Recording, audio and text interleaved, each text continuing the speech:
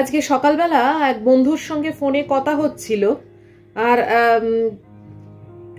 মানে কথা অনেক রকম কথা হতে হতে হঠাৎ একটা টপিক উঠে এলো যে দেখো হাজব্যান্ড ওয়াইফ দুজনে মিলে যদি খুব প্যাক্ট থাকে বা সব কাজ দুজনে মিলে যদি করে তাহলেই কিন্তু সেই কাপলের প্রচুর মানে লাইফে মানে তারা এগোতে পারে এবং অনেক কিছু বেনিফিট তারা পায়। তো এটা আমি চিন্তা করে দেখলাম যে সত্যি তাই। আজকের মোটিভেশনাল টক হিসেবে এটা বলতেই পারি যে যারা নতুন বিয়ে করতে চলেছো বা অলরেডি বিয়ে করে ফেলেছো, হাজব্যান্ড ওয়াইফের মধ্যে না একটা বন্ধুত্বপূর্ণ রিলেশন রাখবে, তাহলে দেখবে অনেক কাজ তোমরা একসঙ্গে করতে পারবে এবং তাতে তোমাদেরই কিন্তু প্লাস পয়েন্ট অনেক বেশি, অনেক কিছু অ্যাচিভ করতে পারবে তোমরা। অনেক হাজব্যান্ডদের মধ্যে এটা আছে, মানে ছেলেদের মধ্যে, যে ওই ঘরের কাজ, বাসন মাজা, ওই রান্না করা, এগুলো তো ওয়াইফের কাজ, আমি কেন করতে যাব, আমি তো চাকরি করে এসেছি, আমি তো রোজগার করছি। এখন মেয়েরাও রোজগার করে, সেটা কোনো বড় কথা নয়, কিন্তু যদি কাঁধে কাঁধ মিলিয়ে দুজনে বাড়িতে কাজ করা যায়, হাসির ছলে বা গল্প করতে করতে সেম কাজটাই যদি দুজনে 50-50 ভাগ করে করা যায়, তাহলে কিন্তু আখেরে তোমাদের মধ্যেই দেখবে ভালোবাসার গ্রোথটা অনেক বেশি থাকবে, দুজনে দুজনের ওপর মানে ডিপেন্ডেন্সিটা অনেক বেশি থাকবে।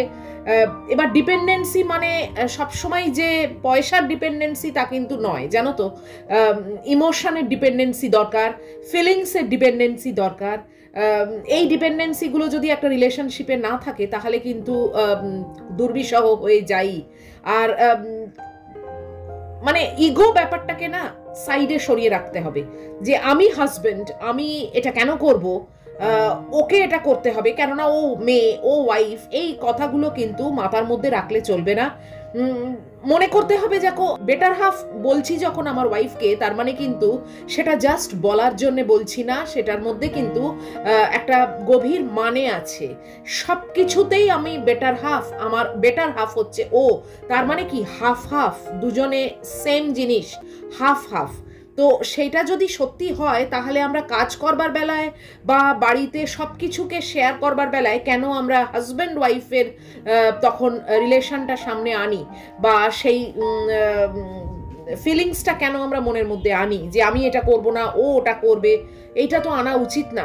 যেখানেই দেখবে, যত তোমরা ইউটিউবের জগতে দেখো বা অন্যান্য যে কোনো জগতেই, যেখানে দুজনে মানে কাপল হিসেবে হাজব্যান্ড ওয়াইফ দুজনে একভাবে কাঁধে কাঁধ মিলিয়ে কোনো একটা কাজ করছে না, সেখানেই দেখবে তার প্রচণ্ড গ্রোথ হচ্ছে, তার অনেক অ্যাচিভমেন্ট হচ্ছে এবং তারা কিন্তু জীবনে হু হু করে এগিয়েও যাচ্ছে। এবং এটাই কিন্তু ভীষণভাবে দরকার। বন্ধুত্বপূর্ণ রিলেশন সবসময় অ্যাচিভ করবার জন্যই যে মানে এইগুলো করতে হবে তা কিন্তু নয়, বাট বাড়ির মধ্যেও একটা হেলদি হই হই করে যে বাঁচা, মানে একে অপরের প্রতি যে একটা মানে অ্যাট্রাকশন, সেইটা কিন্তু তখনই আসে যখন সবকিছুতেই দুজনে ইনভলভ থাকে। প্রত্যেকটা কাজ, প্রত্যেকটা ব্যাপার, সবকিছুতেই দুজনে যদি ইনভলভমেন্ট দেখায় এবং দুজনেই যদি সমান সমান প্যারালালি থাকে, তাহলেই কিন্তু দেখবে ভাব ভালোবাসাটাও ভীষণ বাড়ে, ইমোশনাল ডিপেন্ডেন্সি যেটা বললাম সেটাও ভীষণ বাড়ে এবং ভীষণ ফিলিংস হয় একটা, মানে ওকে ছাড়া আমার চলবে না, ওকে ছাড়া আমার চলবে না, দুজনেরই মনে কিন্তু সেই জিনিসটা থাকে। আদারওয়াইজ কিন্তু না, মানে অনেকেই হয়তো সংসারটাকে টেনে নিয়ে যায়, কিন্তু তার মধ্যে সেইভাবে ফিলিংসটা কি থাকে, সেইভাবে ডিপেন্ডেন্সিটা কি থাকে, আমার তো ভীষণই ডাউট আছে। কেননা কোনো না কোনো জায়গায় কোথাও না কোথাও মেয়েটা যখনই তার বন্ধু বান্ধবের সঙ্গে মিট করে বা আত্মীয় স্বজনের সঙ্গে মিট করে বা তার নিজের পরিবারে ফিরে যায়, মানে মা বাবার কাছে ফিরে যায়, কোথাও না কোথাও একটা কমপ্লেন তার মুখ থেকে অটোমেটিক বেরিয়ে আসে। কেননা সেও কোথাও না কোথাও গিয়ে একটু বাস্ট করতে চায়, কমপ্লেন করতে চায়, তাহলে সে হালকা ফিল করে। এবং সেম ছেলেটাও অনেক সময় হয় যে সেও মানে বন্ধু বান্ধবদের কাছে গিয়ে মেয়েটার নামে বলছে, মানে বইয়ের নামে বলছে।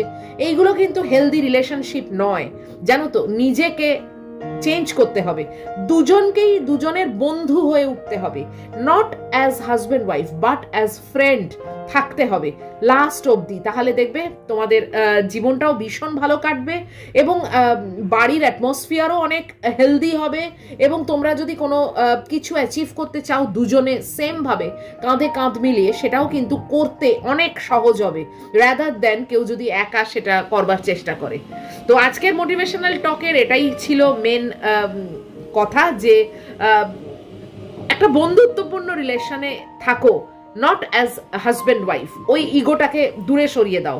হাজব্যান্ড ওয়াইফ হয়তো মানে সমাজের চোখে, কিন্তু ঘরের মধ্যে তোমরা নিজেরা অলওয়েজ বেস্ট ফ্রেন্ড হয়ে থাকো, বন্ধু হয়ে থাকো।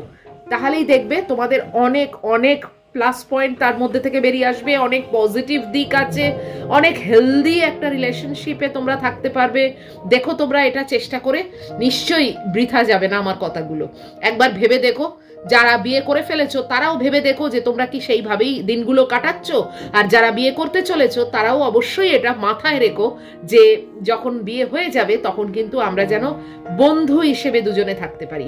কেননা বন্ধুত্ব মানে ট্রু ফ্রেন্ডশিপ, যেটা বন্ধুত্ব অনেক হয় জানো তো, মানে মুখে বন্ধু বলে তারপরে দেখা যায় বন্ধুর কোনো ব্যাপার নেই, সেটা না। কিন্তু ট্রু ফ্রেন্ডশিপ যেটা দুজনে দুজনের ভেতর থেকে ফিল করবে, সেই ফ্রেন্ডশিপটা যেন একটা কাপলের মধ্যে থাকে, সেটার ওপর অবশ্যই নজর দেবে।